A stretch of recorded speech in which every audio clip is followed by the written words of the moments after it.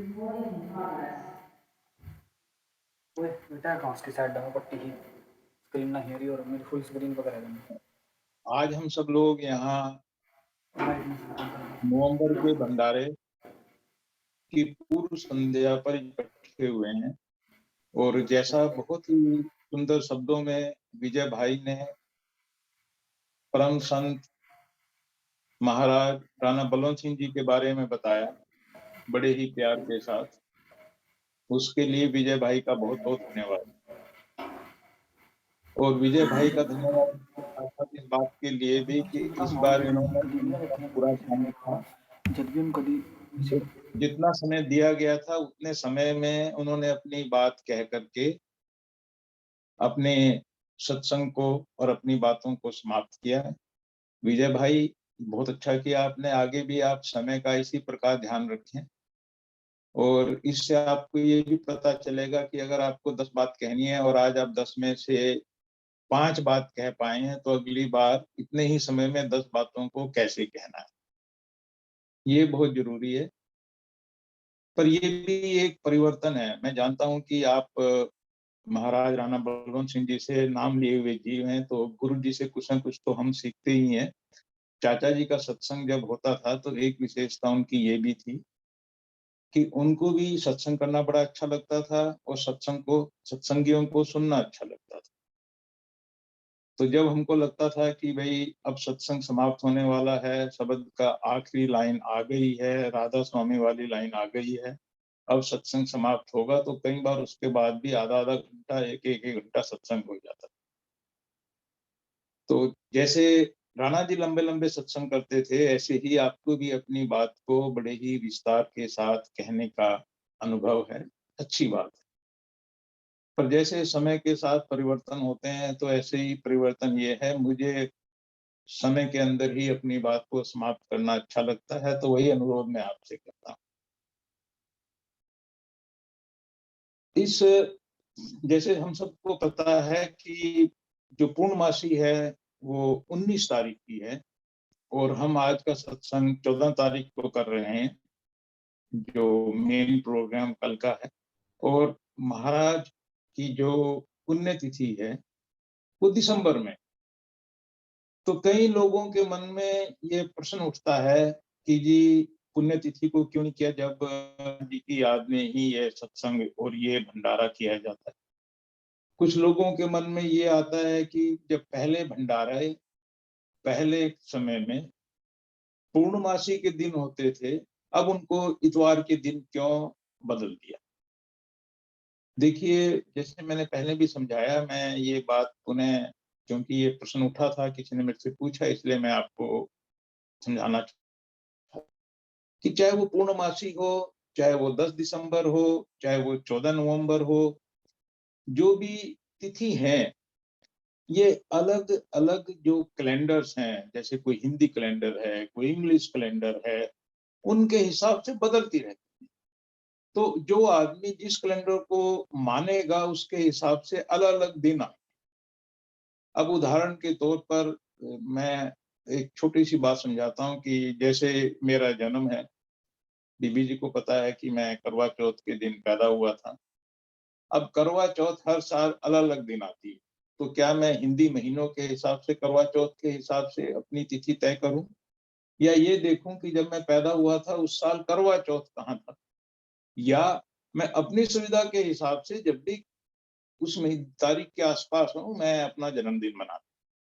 तो इन चीज़ों को देखते हुए मेन जो विषय है वो ये है कि क्या हम अपने प्रिय, अपने आदरणीय, अपने पूजनीय, अपने गुरु को हम याद करते हैं, किसी दिन बैठ करके उसकी याद में अपने दिल में प्रेम की उमंगें पैदा करते हैं, अपने दिल से, अपनी आँखों में उनकी याद के आँसू बहाते हैं।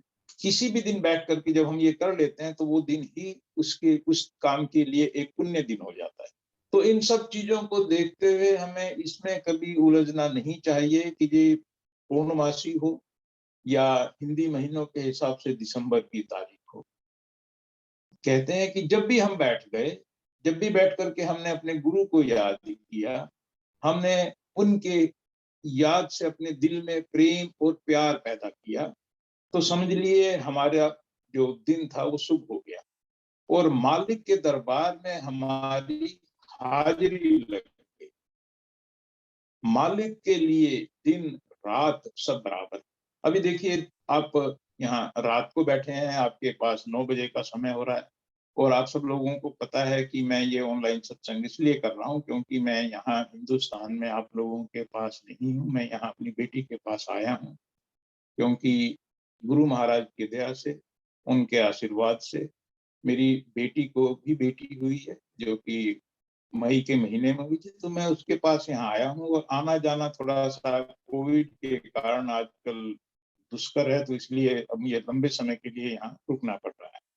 अब मैं जहाँ बैठा हूँ तो सामने धूप खिली हुई है, चारों तरफ दिन निकला हुआ है, सुबह हो गई है और आपके पास रात है। तो रात है, दिन है, तिथि है, ये सब महत्वपूर्ण नहीं। अब जब कल का सत्संग होगा, आप दिन में बैठ के सत्संग करेंगे और मैं यहाँ पे रात में बैठ करके आप लोगों के साथ जुड़ने का प्रयास करूंगा। तो दिन, रात, तिथियां ये महत्वपूर्ण। महत्वपूर्ण ये है कि मेरे दिल में अपने सतगुरु से मिलने की कितनी तरफ, कितनी लगन है।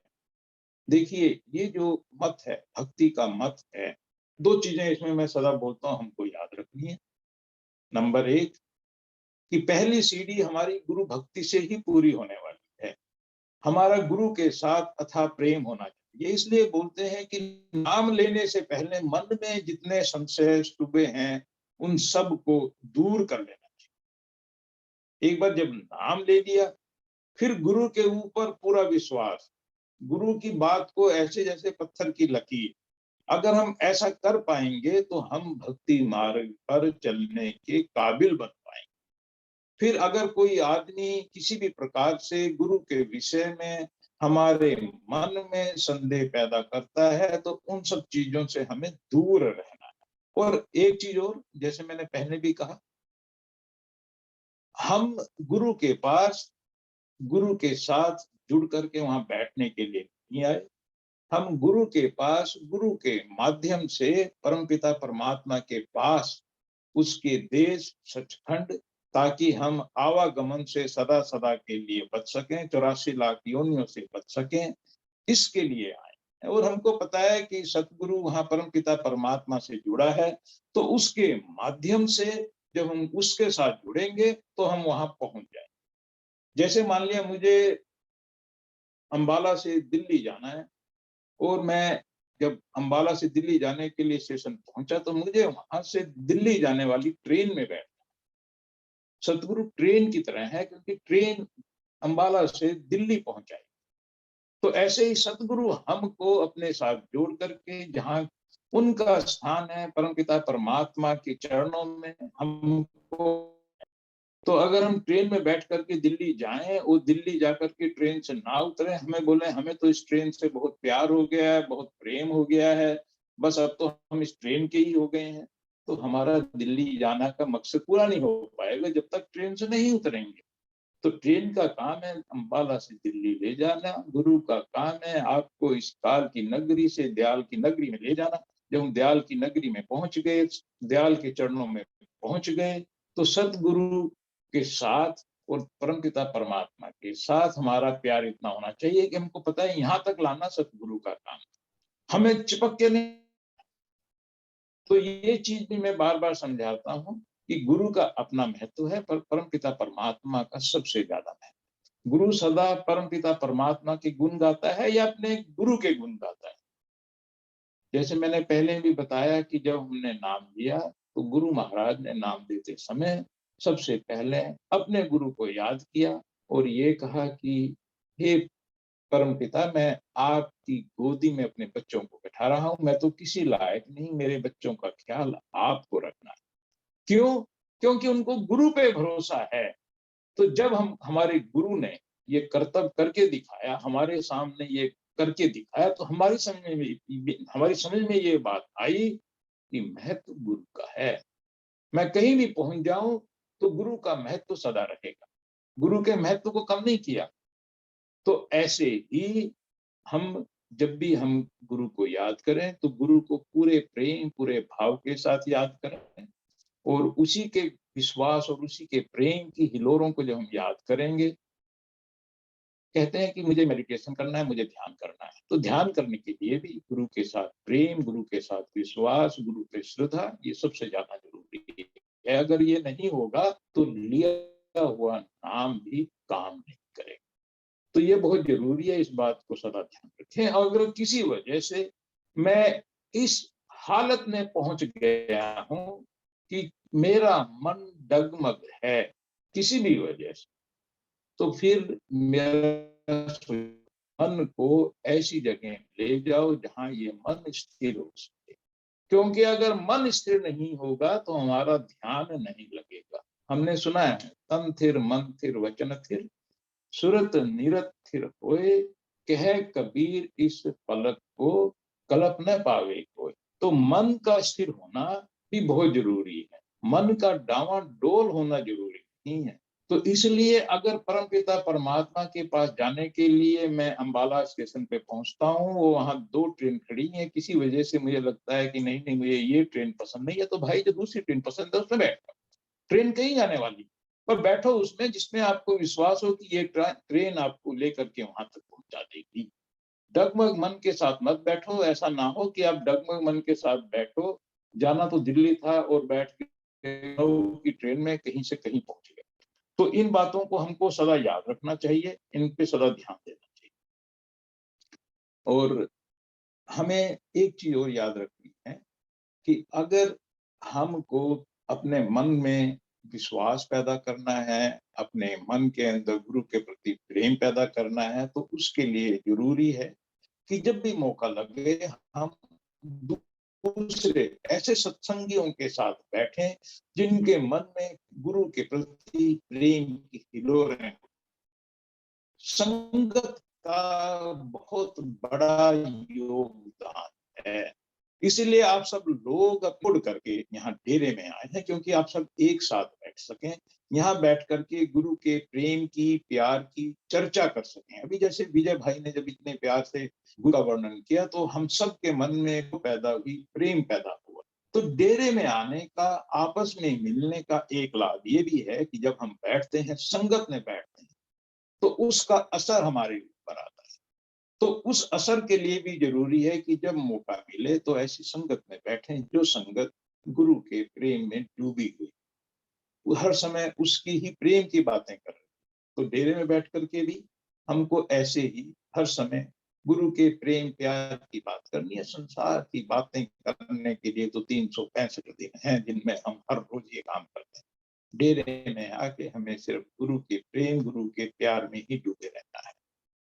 कबीरा संगत साध हरे कोट, कि अगर मैं साधु की संगत में भी बैठ जाऊं तो मेरे बहुत से अपराध, मेरे बहुत से कर्म जिनके फल मुझे भोगने हैं, वो भी उनके पास बैठने से कम होते चले जाते हैं। तो जब हम यहाँ बैठे हैं और साधु संगत, क्योंकि हमारे अंदर उठने वाला प्रेम और प्यार, हमारे अंदर उठने वाले बहुत से कर्म हैं, उनको समाप्त कर देता है। तो ये भी बहुत जरूरी है कि जहां तक मौका मिले हम बैठ करके संगत में बैठें, अच्छे प्रेमी सत्संगियों के साथ, भक्तों के साथ अपना समय बिताएं। और अगर किसी वजह से ऐसा हमको संगत नहीं मिलती है कि हम बैठ करके धार्मिक पुस्तकें पढ़ें, व्यास से राधा स्वामी मत के ऊपर बहुत अच्छी अच्छी पुस्तकें हैं, उनका अध्ययन करें। और साथ में संत कृपाल सिंह जी महाराज ने भी बहुत अच्छी अच्छी पुस्तकों का निर्माण किया है, उनको बनाया है, लिखा है, उनका भी हम अध्ययन कर सकते हैं। तो जितना हम बैठ करके स्वाध्याय करेंगे, और अगर हम पढ़ते हैं और पढ़ते हुए हमें कोई दिक्कत, कोई तकलीफ, कोई होती है, कोई चीज समझ में नहीं आती, या ऐसा लगता है कि ये बात जो हमने पहले सत्संग में सुनी थी कुछ विरोधाभास है, तो कहते हैं मौजूदा गुरु की आवश्यकता इसलिए ही है कि मेरे मन में अगर कोई संशय उठता है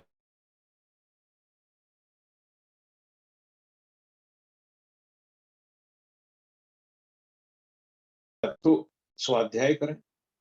और जब स्वाध्याय के लिए फिर मुझे बैठना पड़ता है, किताब लेके उसे पढ़ना पड़ता है। तो एक काम और है मन के अंदर, अगर मैं पूर्ण विश्वास पैदा कर सकूं, प्रेम पैदा कर सकूं, प्रेम की हिलोरें पैदा कर सकूं, जैसे विजय भाई ने कहा कि हम कल महाराज राणा जी के लिखे हुए जितने शब्द हैं उनका गायन करें, तो शब्दों को गाएं। जब मैंने एक शब्द को कंठस्थ कर लिया, तो मैं उसको जब भी बैठ करके, अकेला बैठ करके भी गाऊंगा, तो मेरे अंदर अपने आप ही प्रेम पैदा हो।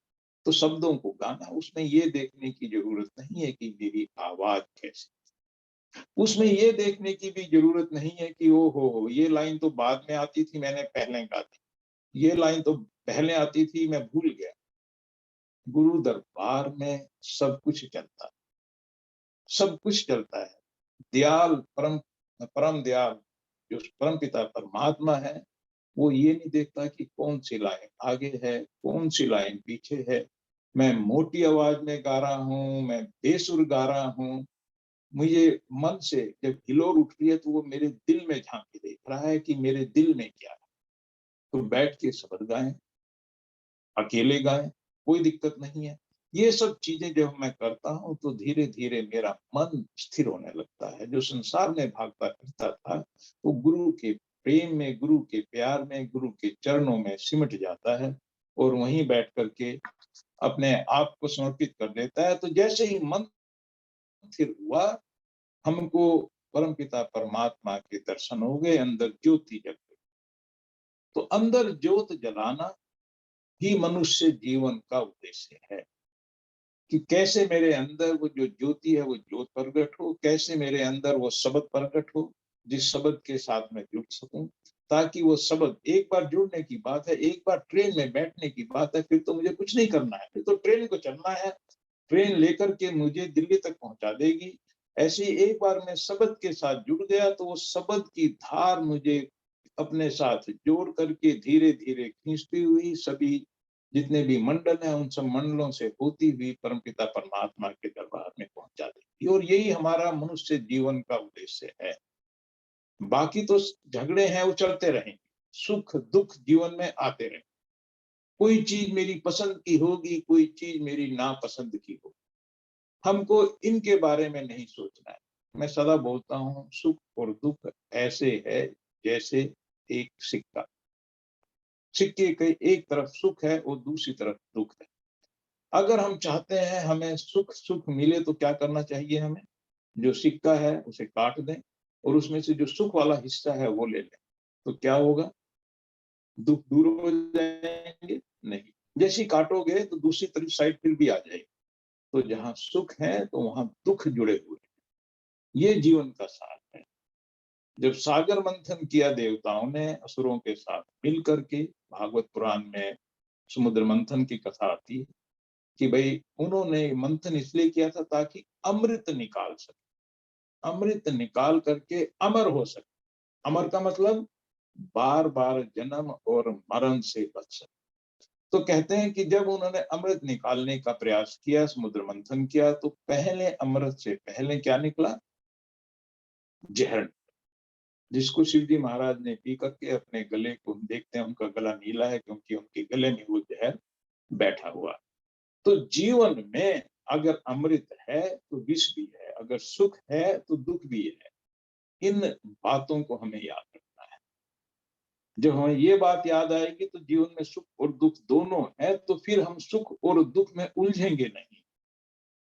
हमें ध्यान सदा गुरु के चरणों में रहेगा। सुख आया तेरा प्रसाद, दुख आया तेरा प्रसाद। हो सकता है ये दुख हमारे कुछ कर्मों को काटने के लिए गुरु महाराज को उचित लगा, इसलिए उन्होंने ये दुख दिया, ये कष्ट दिया। तो हमें उन चीजों को स्वीकार करना चाहिए गुरु के प्रसाद के रूप में। यही एक अच्छे सत्संगी की पहचान है। सत्संगी गुरु से संसार की चीजें नहीं मांगता। सत्संगी गुरु से केवल उसका प्यार मांगता है, उसकी मोहब्बत मांगता है। सिर्फ ये चाहता है कि हे सच्चे बादशाह, जैसे तू परमपिता परमात्मा की गोद में पहुंचा है, उसी माध्यम से, उसी तरीके से अपने साथ जोड़ कर हमको भी वहां पहुंचा दे, ताकि 84 लाख योनियों में हम बार बार ना आए, और हम सचखंड पहुंच सकें, ताकि हम प्रलय महाप्रलय से इन दोनों की मार से बाहर हो जाएं, ताकि हम तीनों गुणों से बाहर हो जाएं। तो यही मेरी अरदास है, यही मेरी प्रार्थना है कि आप सब लोग यहाँ आए हैं तो अपने समय का सदुपयोग करें, और सदगुरु महाराज से अरदास है कि अपने बच्चों को अपने देश में ले जाने की इनकी तैयारी करा, इनके मन में अपने साथ प्रेम पैदा कर, मोहब्बत पैदा कर। और जैसे मैंने कहा, उसके लिए ज़रूरी है कि आप सब जो यहाँ बैठे हैं, इस समय हॉल में जितनी संगत बैठी है और कल जो संगत आए, हम ये मान के चलें कि हमारे मन में किसी के लिए कोई नफ़रत, कोई घृणा नहीं। इतने छोटे से ग्रुप के अंदर, इस थोड़े से लोगों के अंदर, अगर कुछ है, हमको लगता है, मान लिया एक प्रदीप को लगता है कि दूसरे प्रदीप ने, मैं उदाहरण के लिए दे रहा हूँ, ये दोनों की बात नहीं है, कि भाई कुछ खटपट है तो भूल जाए उसको। मैं ये नहीं कहता हूँ खटपट को बाहर जाके लड़ते रहो, आश्रम से बाहर जाके लड़ो, बट आश्रम में जब तक हो ये मान के चलें कि ये मेरे गुरु का रूप है, इसकी बात मेरे लिए सिर माथा। कम से कम 1 दिन, 2 दिन इस प्रकार का जीवन जिए, तो फिर देखें हमारे जीवन में कैसे सुधार आता है। जब हम आश्रम से बाहर भी जाते हैं तो हमारा जीवन बदल जाता है। संसार की आग, संसार की ज्वाला से हम अपने आप बच जाते हैं, तभी हम सच्चे सत्संगी बने। तो अपने मन में दूसरे के लिए माफ़ी, दूसरे को लिए जो भी है उसकी गलतियों को भूल करके आगे अपने जीवन को बढ़ाएँ। सत्संगी आपस में प्रेम, प्यार के साथ रहें, ये भी बहुत ज़रूरी है। इन्हीं बातों के साथ, क्योंकि मुझे भी जैसे विजय भाई को 15 मिनट दिए, मुझे भी थोड़ा समय दिया था, तो मैं उसी समय के अंदर अपने सत्संग को समाप्त करता हूँ। राधा 5 मिनट के लिए सभी बैठ कर के सिमरन करेंगे और उसके बाद बेनती करेंगे और सत्संग की समाप्ति होगी, क्योंकि काफ़ी समय हो गया है और कल सुबह जल्दी उठना भी है। तो इसके साथ ही अभी 5 मिनट के लिए सिमरन करते हैं। मेबी गुलाब भाई और कोई एक बार आसवानी बोलेगा, उसके बाद फिर हम बेनती करेंगे। राधा स्वामी।